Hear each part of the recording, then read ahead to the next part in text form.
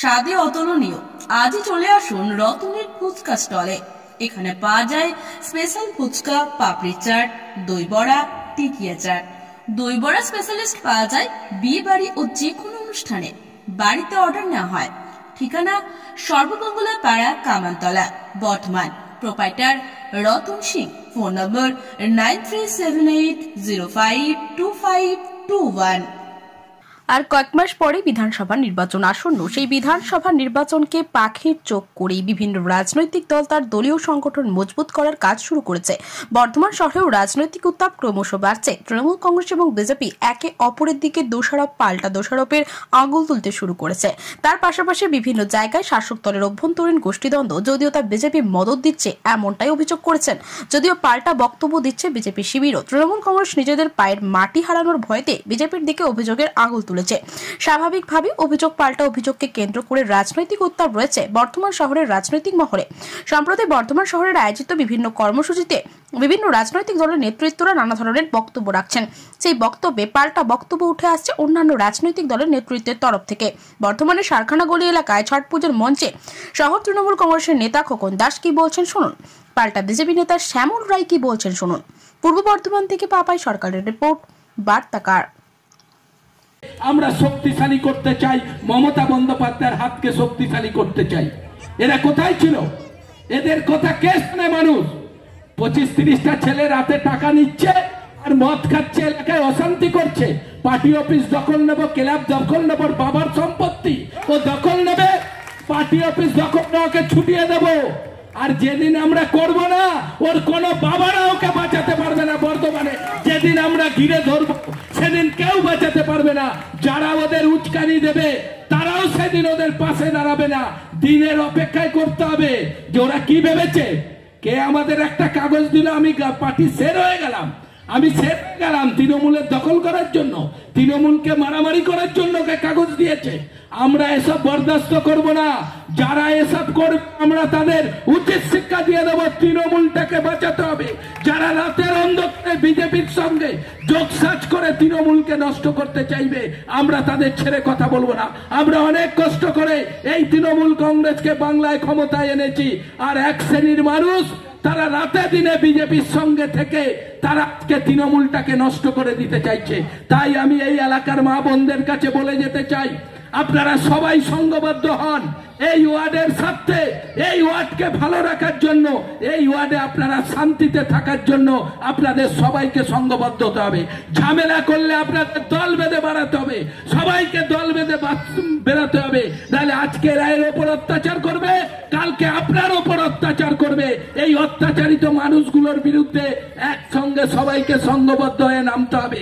আজকে ছট পুজোর মঞ্চ, এখানে আমরা এত কিছু বলতাম না, কিন্তু আজকে বিভিন্ন জায়গায় যারা অশান্তি লাগাচ্ছে, বিভিন্ন জায়গায় যারা গন্ডগোল লাগাচ্ছে, আমরা প্রশাসনকেও শুনিয়ে দিয়েছি।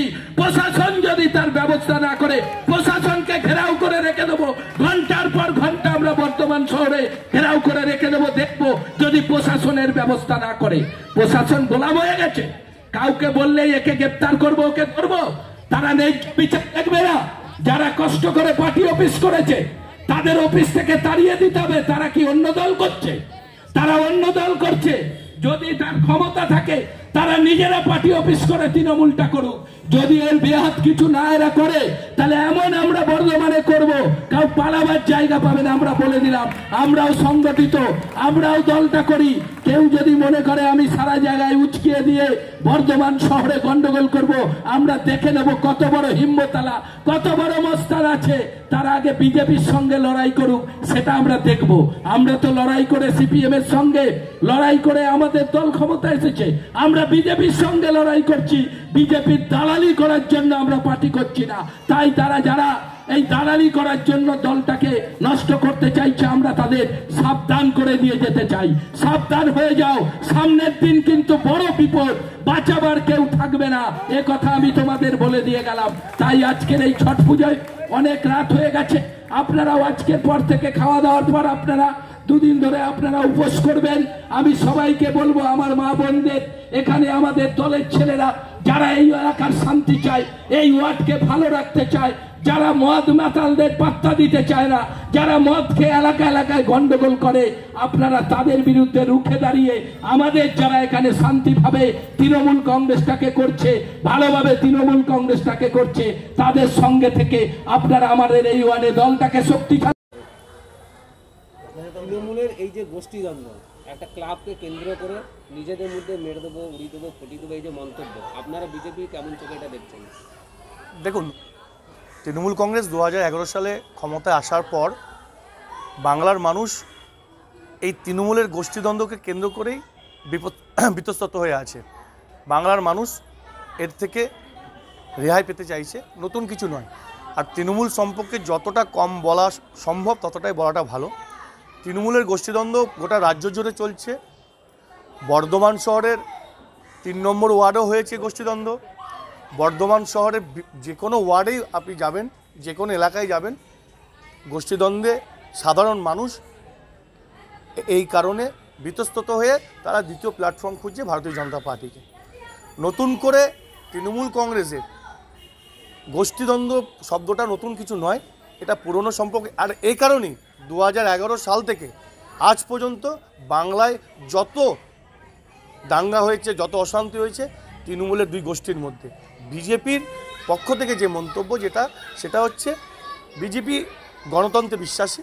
বিজেপি চায় যে সাধারণ মানুষের ভোটে জিতে সাধারণ মানুষের উপকার করতে। এই গোষ্ঠীদ্বন্দ্বের নাম করে এলাকাকে গরম করে রাখা, এলাকার রাজনৈতিক পরিবেশকে, বাতাবরণকে গরম করে রাখা, এর পক্ষপাতিত্ব বিজেপি কখনো করে না। আমরা সাধারণ মানুষের স্বার্থে বলবো যে সাধারণ মানুষ এদেরকে প্রত্যাখ্যান করে দিয়েছে। আপনারা দেখেছেন কদিন আগে এই রায়ান ওয়ানেও যে এক তৃণমূল নেতার বাড়ি আর এক তৃণমূল নেতা, আপনাদের মাধ্যম দিয়ে আমরা দেখেছি তৃণমূল নেত্রী তাদের বাড়ি ভাঙচুর, বোমাবাজি করেছে। অর্থাৎ নতুন কিছু নয়, এটা তৃণমূলী কালচার, এটা তৃণমূলের সংস্কৃতি। বাংলার মানুষ এই সংস্কৃতি থেকে বাঁচতে চাইছে, এই সংস্কৃতি থেকে মানুষ বিরত থাকতে চাইছে। তার জন্যই মানুষ মনে মনে তারা নিশ্চিতভাবে চিন্তা করে নিয়েছে 2021 সালে বিধানসভায় বিজেপিকে ক্ষমতায় এনে এই গোষ্ঠীদ্বন্দ্ব নামক যে ভাষাটা, এটা বন্ধ করতে চাইছে। ধর্মীয় মঞ্চ থেকে রাজনৈতিক কথাবার্তা, মেরে হাত পা ভেঙে দেবো এবং কেউ কোনো বাপ কাজে লাগবে না, খোকন দাস বলছেন মঞ্চ থেকে, এই নিয়ে কি বলবেন? দেখুন, কোনো নেতা এই ভাষা বলাটা আমার মনে হয় না কোনো শুভবুদ্ধি সম্পন্ন কোনো নেতার এই ভাষা হতে পারে। আপনি যে ব্যক্তির নাম বললেন, আমরা দেখেছি, এর পূর্বেও দেখেছি এই ব্যক্তি এই ভাষায় করে কথা বলতে। আমরা এই কালচারে বিশ্বাসী নই। আমরা কতটা সুফল হচ্ছে এরকম বক্তব্যতে?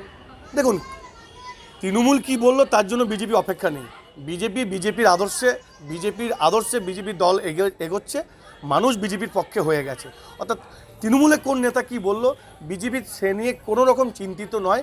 কারণ এনারা যতটা এরকম করবে, বাংলার মানুষ, বর্ধমানের মানুষ ততটাই বিজেপির পক্ষে রায় দেবে।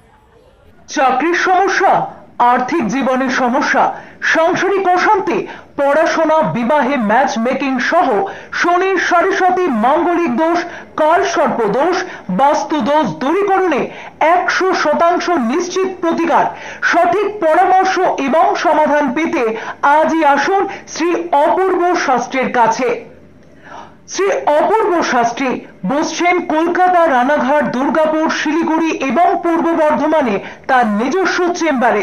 পূর্ব বর্ধমানে পারবীরহাটায় শ্রী অপূর্ব শাস্ত্রীর চেম্বারে আজই যোগাযোগ করুন। যোগাযোগের ফোন নাম্বার 8918938889। যোগাযোগের আরো একটি ফোন নাম্বার 7797388812। শ্রী অপূর্ব শাস্ত্রী আপনার সৌভাগ্যের দিশারি। অপরূপ সজ্জায় নিজেকে সাজিয়ে তুলতে আজই আসুন ফ্যান্সি বেঙ্গল স্টোর্স। এখানে পাবেন সিটি গোল্ড, ফাইবার বালা ও জুয়েলারি ইমিটেশন, কসমেটিক, মেটাল চুড়ি।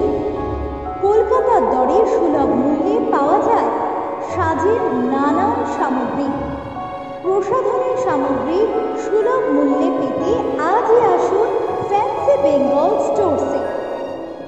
ঠিকানা তিনকোনিয়া বাস স্ট্যান্ড, গুরুদ্বারার ঠিক বিপরীতে, কল্পতরু কমপ্লেক্স, বর্ধমান। যোগাযোগের phone number 9332413914। Fancy fancy Bengal stores, সাজে আপনি হয়ে উঠুন অপরূপা।